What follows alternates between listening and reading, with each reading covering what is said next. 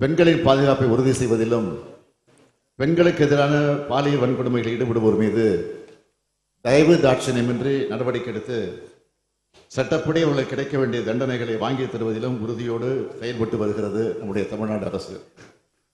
அரசின் இந்த நடவடிக்கை பற்றி இந்த மாமன்றத்தில் நான் பலமுறை எடுத்துரைத்திருக்கிறேன். பெண்களுக்கு எதிரான குற்றங்களை, இத்தகைய கொடூர குற்றங்களில் ஈடுபடுவோருக்கு வழங்கப்பட வேண்டிய தண்டனை என்பது இத்தகைய செயல்களில் ஈடுபட முனைவோருக்கான கடும் எச்சரிக்கையாக இருந்திட வேண்டும். இந்த வகையில் பிஎன்எஸ் சட்டத்தின் கீழும் நமது மாநில அரசு சட்டங்களின் கீழும் ஏற்கனவே இத்தகைய குற்றங்களுக்கு தண்டனைகள் வரையறுக்கப்பட்டிருந்தாலும் இத்தண்டனைகளை மேலும் கடுமையாக்கிட வேண்டிய அவசியம் உள்ளதாகவே இந்த அரசு கருதுகிறது.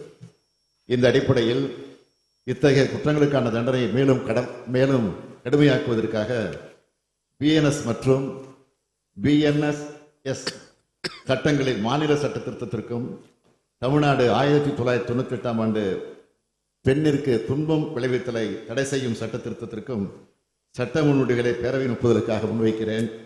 அனைத்து உறுப்பினர்களும் இதற்கு ஒப்புதல் அளிக்க வேண்டும் என்று கேட்டு அமைகிறேன்.